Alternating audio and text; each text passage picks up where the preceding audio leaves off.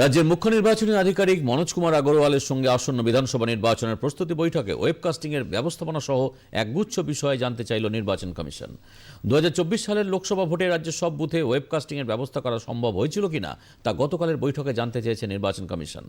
প্রসঙ্গত, দক্ষিণ 24 পরগনায় ওয়েবকাস্টিং করার কাজে গাফিলতির অভিযোগ তুলে কলকাতা হাইকোর্টে একটি মামলা দায়ের হয়েছিল, যার প্রেক্ষিতে কেন সব বুথ ওয়েবকাস্টিং করা হয়নি, রাজ্যের মুখ্য নির্বাচনী আধিকারিকের কার্যালয়ের তরফে কোনো গাফিলতি ছিল কিনা তা নিয়েও জানতে চান নির্বাচন কমিশনের আধিকারিকরা। রাজ্যে শান্তিপূর্ণ নির্বাচন সুনিশ্চিত করার ক্ষেত্রে কি কি পদক্ষেপ করা প্রয়োজন তাও জানতে চাওয়া হয় এই বৈঠকে।